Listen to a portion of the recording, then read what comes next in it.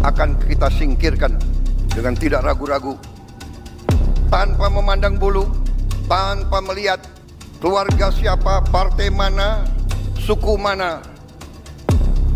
Yang tidak setia kepada negara, yang melanggar undang-undang, yang melanggar undang dasar, akan kita tindak.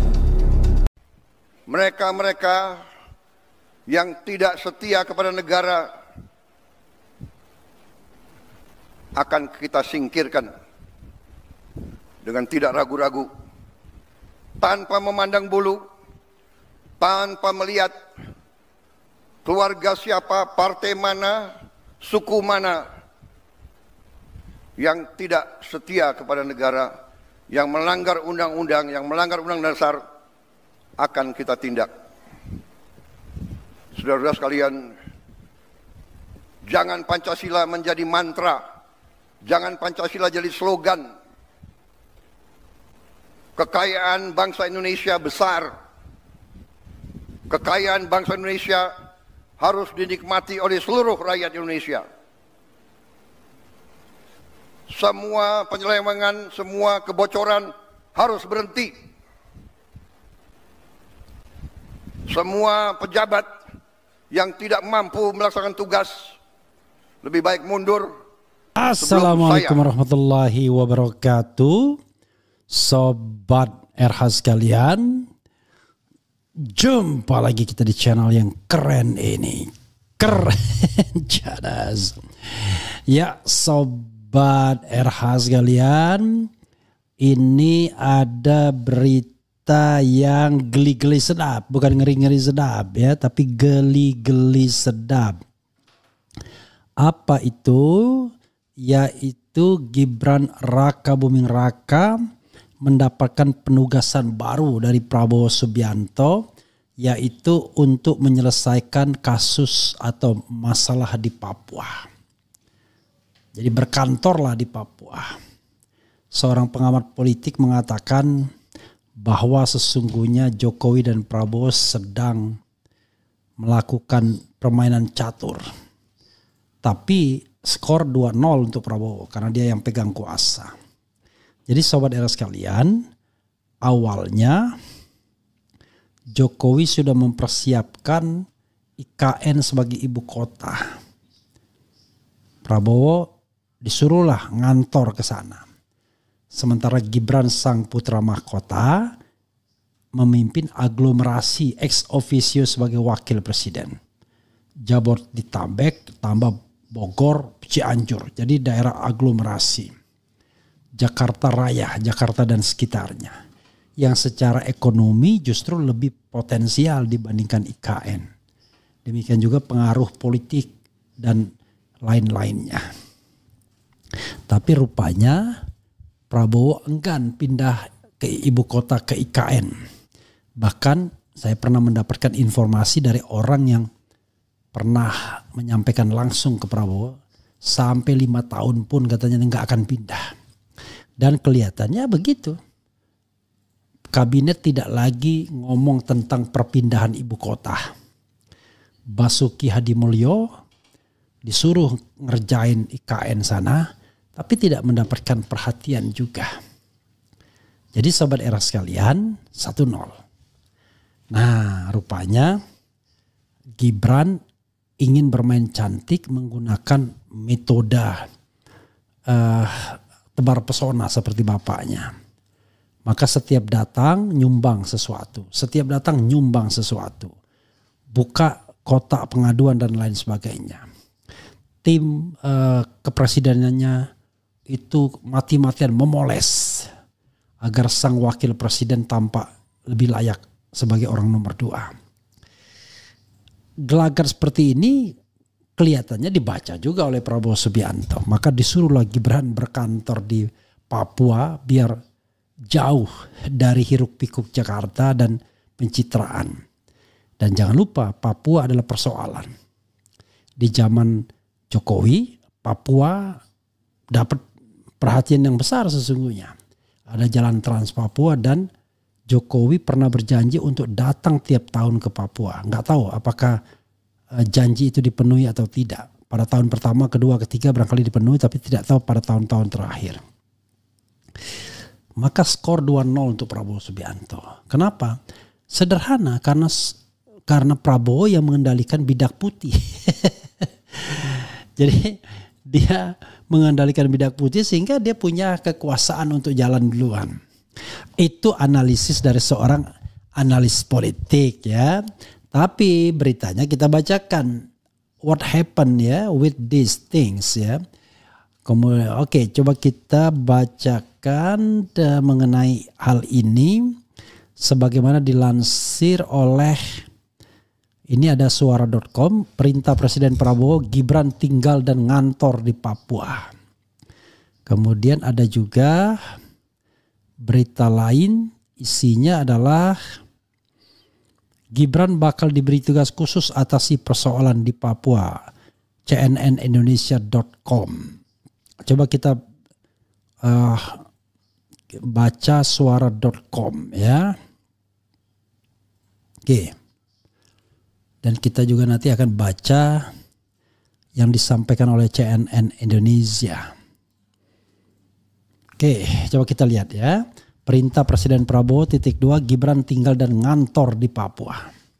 Suara.com, biasanya sosok yang menjabat wakil presiden RI tidak banyak mendapat sorotan dibanding presiden RI, tapi lain soal saat wapres diemban oleh Gibran Raka Buming Raka.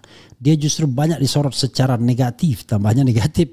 Bahkan kekinian Forum Purnawirawan TNI dan banyak kalangan mendesak DPR untuk memakzulkan Gibran dari kursi wapres.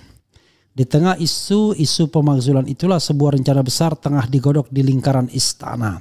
Gibran dipersiapkan untuk menerima penugasan khusus langsung dari Presiden Prabowo Subianto mengatasi peliknya permasalahan di tanah Papua. Bahkan nanti Gibran akan dibuatkan kantor di Papua, dengan demikian ia akan jauh dari pusat kekuasaan pemerintahan di Jakarta.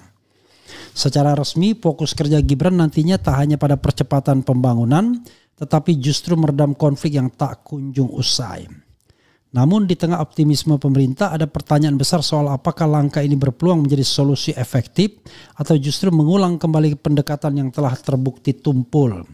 Informasi ini pertama kali diungkap oleh Menteri Koordinator Bidang Hukum, HAM, Imigrasi dan Permasyarakatan Yusril Iza Mahendra.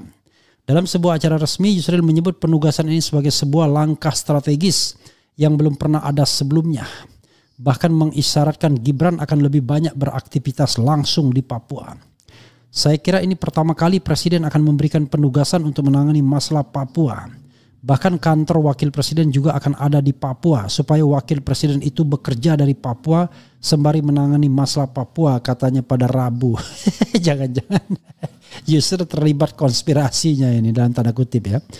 Yusril menegaskan fokus pemerintah tidak akan lagi semata-mata pada infrastruktur fisik. Pemenuhan hak asasi manusia disebutkan akan menjadi pilar utama. Lah, dia yang akan menjadi penopangnya. Ia menyoroti pentingnya pelibatan aparat keamanan yang harus beroperasi dengan kalkulasi hak asasi manusia. Cocok dengan Natalius Pigai ya, sebagai Menteri Hak Asasi Manusia yang berasal dari Papua.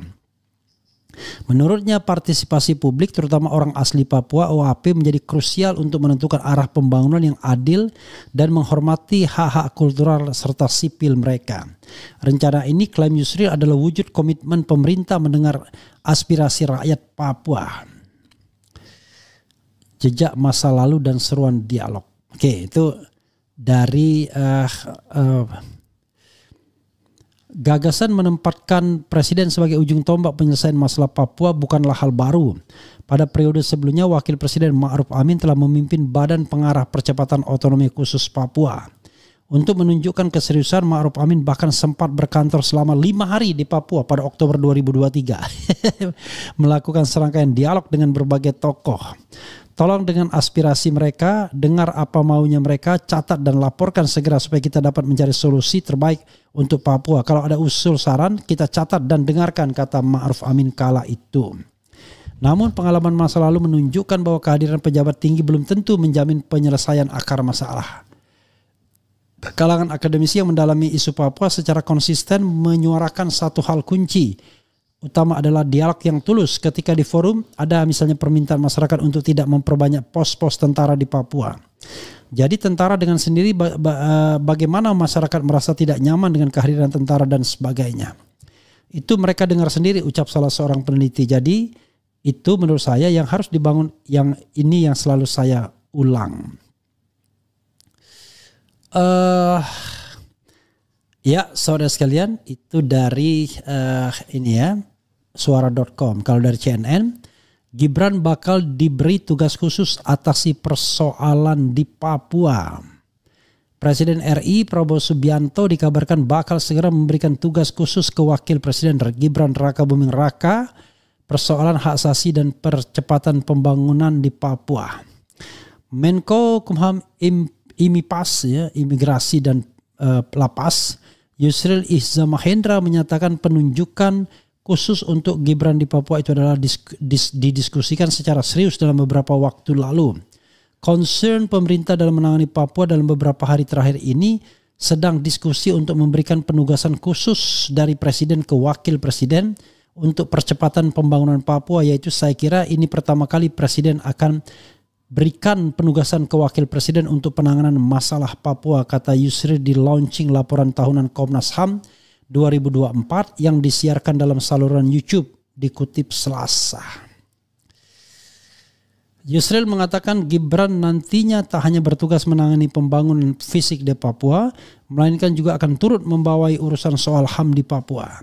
Ia menyebut biasanya perihal tugas khusus ini akan tertuang dalam bentuk keputusan Presiden Kepres. Bahkan mungkin ada juga kantornya Wakil Presiden untuk bekerja dari Papua menangani masalah ini, ucapnya.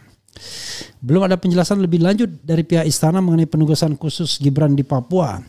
CNNindonesia.com telah menghubungi Mensesnek Prasetyo Hadi menanyakan perihal ini, namun yang bersangkutan belum merespons. Penunjukan Wakil Presiden untuk urusan Papua bukan hal baru. Di era pemerintahan Joko Widodo, Wapres Ma'ruf Amin pada 2022 dipercaya memimpin Badan Pengarah Percepatan Otonomi Khusus Papua BP3OKP. Ma'ruf kala itu ditugasi memimpin lembaga yang dirancang untuk memastikan kelanjutan program pembangunan dan pelaksanaan otonomi khusus di Papua. Kurang lebih sama ya ujungnya. Ya sahabat sekalian, ya itulah politik. Jadi kalau kita bicara tentang politiknya, maka sepertinya Prabowo sedang main catur dengan bapaknya, bukan sama anaknya. Sama anaknya sih barangkali kelasnya beda. Wah, analisis ini politik adu domba. Enggak, ya. Karena saya sudah mengatakan dari awal, yang namanya kekuasaan itu tidak ingin dimadu. Kekuasaan itu pengen tunggal. Jadi kalau Prabowo ingin berkuasa sendirian, wajar. Bisa jadi dianggapnya yang namanya Gibran hanya akan mengganggu saja. Ya, tidak workable, tetapi menjadi alasan Jokowi untuk ngerecokin terus. Tapi itu kan analisis kita dari orang yang dianggap ingin memisahkan antara Jokowi dan Gibran.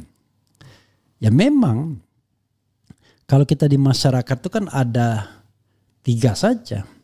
Ada orang yang mendukung Jokowi Gibran, kan begitu? Jokowi Prabowo. Tidak ada yang mendukung Jokowi saja. Karena kenapa? Karena pendukung Jokowi cenderung pragmatis. Karena yang berkuasa adalah Prabowo, sehingga mereka memaketkan Jokowi Prabowo, ya, atau Prabowo Jokowi. Yang kedua adalah mereka yang mendukung Prabowo saja. Karena melihat bahwa Prabowo masih bisa diharapkan, Jokowi dan Gibran tidak. Nah yang ketiga adalah mereka yang mengkritik kedua-duanya. Prabowo iya, Gibran iya. Tidak menerima kedua-duanya iya. Tetapi kalau kita lihat ya dari banyak pengamat, orang-orang yang berpikir rasional dan lain sebagainya, ya rata-rata memang masih mengendorse Prabowo karena dianggap baru pemerintahannya, tapi sudah final say terhadap Gibran Rakabuming Raka. Kenapa? Ini soal kapabilitas. Soal kapabilitas itu nggak bisa dimagangkan dulu. Diberikan pengalaman 1 tahun, 2 tahun, sampai 5 tahun ke depan. Loh, ini bukan bukan lembaga untuk seseorang magang menjadi pemimpin, tapi ini the vice presidency itu betul-betul pemimpin harusnya, yaitu sebagai banser presiden whenever presiden berhalangan atau bahkan ketika presiden menugaskan. Begitu saudara sekalian. Jadi maknanya apa ketika dia diperintahkan ke Papua? Ya kita bisa melihatnya dari sisi positif dan negatif. Positifnya adalah Gibran akan dimagangkan sebagai calon pemimpin sehingga dia diberikan tantangan yang agak luar biasa, yaitu Papua. Dan ini akan memberikan pembelajaran bagi dia sebagai pemimpin atau calon presiden ke depan. Itu perspektif positifnya. Perspektif negatifnya ya Gibran mau ditenggelamkan agar bapaknya tidak lagi cawe-cawe. Mana yang benar? Ini masih permulaan, jadi wallahu alam saya ingin mengatakan ya. Wallahu alam bisawab. Begitu sobat RH sekalian ya. Oke. Coba kita bacakan komentar sobat RH sekalian terhadap berita ini ya. Dan Yusril tidak tahu juga. Saya tidak tahu ya apa perasaan Yusril yang merasa pandai senior tapi atasannya adalah Gibran Raka Buming Raka. Anda boleh mengaku pintar, profesor, doktor, tapi tetap saja Anda di bawah kekuasaan Gibran. Nanti kalau Yusril bilang, siapa bilang saya nggak pernah dengerin dia. Itu lain lagi ya. Bukannya ngumpet di Solo. Wah cocok tuh. Papua hanya minta satu permohonan. Jangan usik saudara kita di Papua. Tapi begini saudara sekalian. Bukan berarti ditugaskan di Papua itu kemudian sebuah hukuman. Enggak. Itu sama saja dengan ditugaskan ke IKN, ditugaskan ke Medan, ditugaskan kemanapun. Intinya adalah dia dikeluarkan dari tempat yang jauh. Dikeluarkan ke tempat yang jauh dari pusat kota sehingga tidak bisa lagi mengikuti hiruk pikuk dinamika ibu kota yang merupakan pusat segalanya, baik hukum maupun ekonomi juga politik. Begitu saudara sekalian. Jadi sekali lagi bukan Papuanya ya. Kita tidak bisa diskriminatif, apalagi Papua indah sekali danau sentaninya. Tetapi yang ingin saya katakan, wah ikan tongkolnya wah enak sekali itu ya, dari laut yang diasap itu. Kemudian strategi Prabowo mengamankan Gibran diberi tugas di Papua atau diumpankan biar Gibran fufu-fafa nggak berilmu dan berskill, MK layak dimaksudkan, maka layak dimaksudkan. Kemudian Prabowo kirim Gibran ke Papua. Kapan bahas mengenai penangkapan Dahlan Iskan bang? Is it? Dahlan Iskan ditangkap dalam rangka apa? Saya baru baca nih. Apa nih? Oh, Dahlan Iskan jadi tersangka penggelapan. Wah, apalagi nih? Parah banget ya. Ampun dah. Yang begini-begini ini apa benar ya? Kalau enggak ya diselesaikan lah. Masa seorang Dahlan Iskan begitu ya? Tapi oke lah ya. Saya tidak terlalu dekat juga dengan Dahlan Iskan, tapi ya kita harus tahu apa masalahnya ya. Kemudian ke Papua mantap Mas Wapres. Efektif enggak penting. Yang lebih penting Gibran jauh dari Prabowo biar Jokowi ikut sekalian ke Papua. Ya mungkin juga ya. Sekalian di udara yang lebih baik ya. Kemudian pengikut-pengikutnya juga ya menurut saya juga baiknya ikut juga ya. Sekalian gitu. Jadi biar belajar membangun kekuatan dari daerah timur gitu dengan bantuan orang-orang yang selama ini bersuara positif terhadap Gibran. Saya kira perlu juga ya, perlu ke sana gitu, menemani Gibran ya. Jangan nggak mau, harus mau, karena itu adalah wujud dari kesetiaan Anda kan kepada Gibran. Secepatnya Gibran dikirim ke Papua. Kalau perlu kantornya di Puncak Sugapa. Apa Sugapa ini? Diasingkan ke Papua, nggak yakin. Ya sih, nggak ada yang bilang diasingkan kan.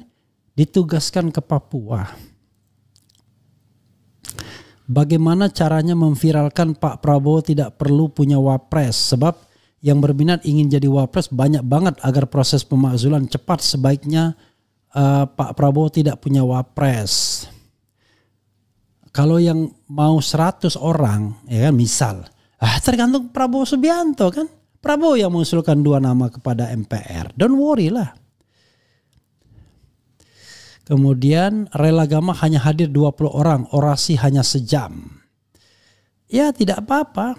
Itu kan sebuah aspirasi kan. Aspirasi itu soal banyak dan tidak, itu ya soal yang gak gampang juga. Apalagi kita harus pahami bahwa yang namanya Jogja kan lumayan jauh juga. Begitu ya. Saya aja 1 orang aja saya bilang geruduk. Jadi istilah geruduk itu istilah yang umum aja ya. Khas RH Channel ya. Kemudian apalagi ya. Ayo pendukung Pak Prabowo 2014, 2019 dan 2024 kita kawal kasus ijazah. Jika terbukti tidak asli berarti di 2014 secara tidak langsung yang menang Pak Prabowo. Hidup Pak Prabowo ya. Kalau saya nggak ikut-ikutan lah ya. Saya hanya ingin menegakkan kebenaran dan keadilan. Tidak hanya kepada Gibran Raka Buming Raka tapi kepada siapapun, whoever ya. Jadi kalau mereka yang kemudian menyalahgunakan kewenangan, menyalahgunakan hukum, menyalahgunakan kekuasaan, wajib kita ingatkan. Begitu sobat RH sekalian ya. Jadi kita tinggal tunggu realisasi dari penugasan Gibran Raka Buming Raka ke Papua. Mudah-mudahan sukses. Mudah-mudahan bisa tumbuh menjadi pemimpin di sana. Dan kemudian kita jumpa kembali di 2029 kalau seandainya memang akan ikut kompetisi melawan kompetitor lainnya. Dan mudah-mudahan pemilunya berlangsung secara fair. Ya. Tidak lagi bersembunyi di ketiak bapaknya. Tapi betul-betul melakukan a fair competition. Berdebat tidak lagi pakai contekan, tidak lagi pakai alat komunikasi yang disimpan di baju yang ditegakkan jaketnya. Itu yang saya tahu dari Roy Suryo sebagai pakar telematika. Dan mudah-mudahan lah semuanya berlangsung secara baik. Kita ingin ada anak muda yang memang capable, yang memang bisa memimpin bangsa ini menjadi bangsa yang baldatun, toyibatun, warafun, ghafur. Yang sidik, yang fatona, yang amanah, yang tablik menyampaikan, punya kemampuan untuk menyampaikan, delivered. Ya, mudah-mudahan Gibran tumbuh seperti itu. Kalau tidak bisa tumbuh seperti itu, ya dimaksulkan saja. Begitu saja kok repot jadinya ya. Begitu saudara sekalian ya. Welcome to another place or other places outside Jakarta. Wassalamualaikum warahmatullahi wabarakatuh. Keren cadas. Ciao.